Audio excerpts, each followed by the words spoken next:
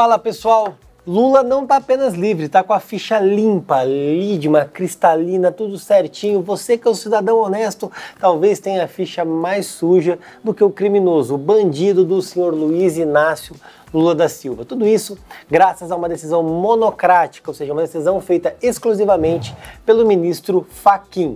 É isso que eu vou falar nesse vídeo, eu não saí gravando na hora. Tomei o cuidado de não abrir uma live para não demonstrar aquela indignação, aquela raiva que veio na hora que eu vi essa notícia. Esperei, resolvi ler a decisão, resolvi ler um pouquinho de tudo para poder vir gravar e conversar com vocês com bastante conteúdo. E é isso que eu vou fazer nesse vídeo, mas antes já sabe, se inscreve no meu canal, deixa um like aqui no vídeo, ativa o sininho para receber as notificações. Somente assim minha rede vai crescer, meu canal vai crescer e a mensagem que eu tenho para transmitir, assim como o conteúdo do meu mandato, vai chegar no maior número de pessoas possível. Então me ajude, se inscreve aí, tamo junto e sem enrolar demais, vamos pro vídeo. Como você deve ter visto, o ministro Fachin, ele decidiu que o senhor Sérgio Moro, o juiz de Curitiba, não era competente para julgar os processos do senhor Luiz Inácio Lula da Silva, os casos do Lula.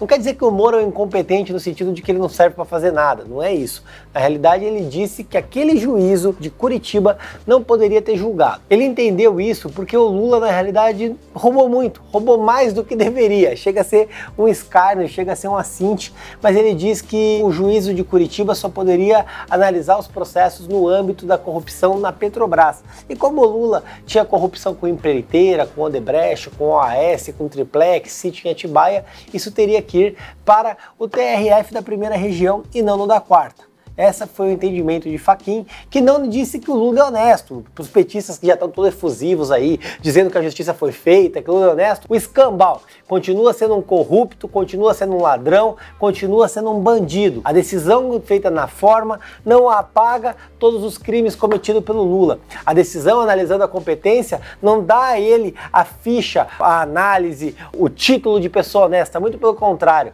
Na realidade, é um drible na justiça, algo muito similar com o que fizeram com o Flávio Bolsonaro. E o que muito me espanta é que toda vez que a gente está analisando um criminoso do colarinho branco, do alto escalão, sempre há um vício na forma, alguém acha um vício na forma ali, um jeito de passar pano para tudo, jogar o processo de volta na primeira fase, tornar ele corretinho, dizer que o período que ele ficou preso não deveria ter sido preso. Daqui a pouco a gente vai ter o Lula pleiteando indenização por ter ficado mais de um ano encarcerado, enjaulado, e não só isso, a jogar tudo no comecinho a ponto de prescrever. E aí vem o Instituto da Prescrição, que é o famoso caducar, o crime prescreve, o sujeito é solto e aí ele continua em liberdade, continua correndo até o final da vida. Esse é o retrato da justiça brasileira, esse é o retrato do que o ministro Fachin fez ontem. Só que isso é correto? Eu tô aqui falando o que ele pensou, na realidade esses foram os termos da decisão, tô tentando traduzir em termos leigos para que todo mundo entenda, só que o fato é que isso não é certo, e o fato é que essa decisão, ela está errada. Desde 2015 o STF, processo após processo, recurso após recurso, habeas corpus após habeas corpus, apresentado pelo senhor Luiz Inácio Lula da Silva, decretou que a vara de Curitiba, que o Sérgio Moro era competente para julgar os processos do Lula, era competente para julgar os casos de corrupção que envolvesse o Lula. Ano após ano, ao longo de toda a Operação Lava Jato, a gente viu ser declarada a competência, a gente viu ser apontado que estava correto tudo o que aconteceu. Mas o fato é que, recentemente, e aí com o apoio e a leniência do senhor Jair Bolsonaro, inclusive do ministro Cássio Nunes Marques, Cássio Nunes, enfim, o nome que você quiser dar para esse sujeito, que foi nomeado pelo Jair Bolsonaro, que começou aí então uma caça às bruxas contra a Lava Jato. Começaram a divulgar, a quebrar o sigilo das conversas, aí declarou-se a suspeição do Sérgio Moro, tudo isso para anular a Lava Jato como um todo. Não bastava ter enterrado os mecanismos de combate à corrupção, esquartejado o pacote anticrimes, ter acabado com tudo aparelhado o COAF, veio a punhalada fatal. Sob a guarida de Bolsonaro, com o manto do STF, sepultaram a Operação Lava Jato. E agora veio aqui a punhalada mortal, que era justamente tornar o Lula ficha limpa, o Lula elegível, o Lula candidato. Mas quem ganha com isso? Óbvio que o Lula e o PT, mas tem uma pessoa que ganha um pouquinho mais, o senhor Jair Messias Bolsonaro. Para e pensa, o apoio público do Bolsonaro tem ruído, a condução dele na presidência da República é uma piada, é um presidente pífio, é uma anedota esse governo. Só que, por outro lado, ele conta com a polarização que levou ele até lá.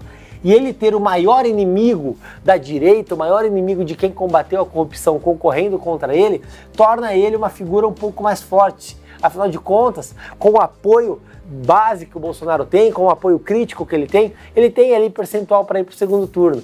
Agora, no segundo turno contra o Lula, que com certeza irá, ele se torna forte e acaba perdendo o voto útil, o voto anti-PT. E é isso que o Bolsonaro queria. É isso que é vantajoso para o Bolsonaro. Não é uma eleição dele contra pessoas razoáveis, não é dele contra outros candidatos, seja lá quem for o candidato, não. É ele contra o Lula.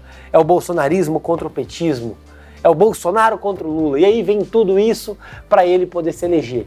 Tudo, na verdade, nada mais é do que um plano para manter esse sujeito na presidência da República. Mesmo que para isso seja o preço de resgatar o maior inimigo desse país, o maior inimigo do combate à corrupção, o maior inimigo da moral, da ética, aquele sujeito que se traveste do populismo, que se traveste do que há de pior.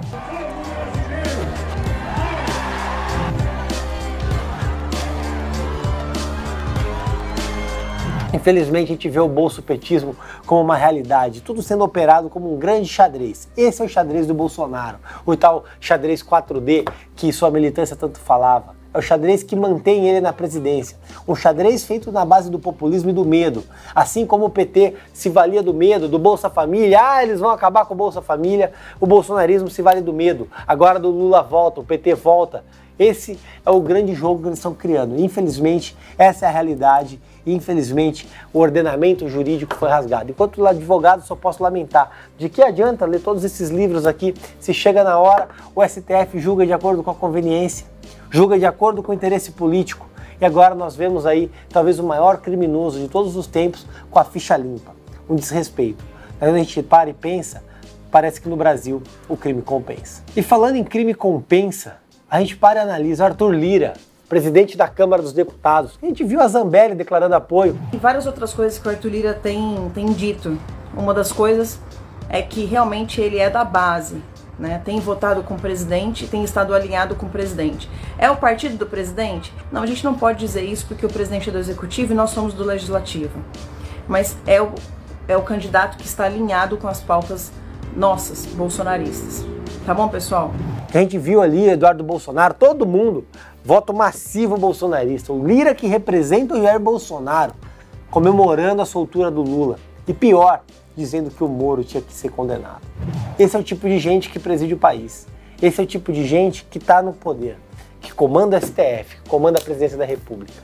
E aí eu penso com vocês, onde está aquele discurso enraivecido do Bolsonaro, do Eduardo Bolsonaro contra o STF? Acabou, né?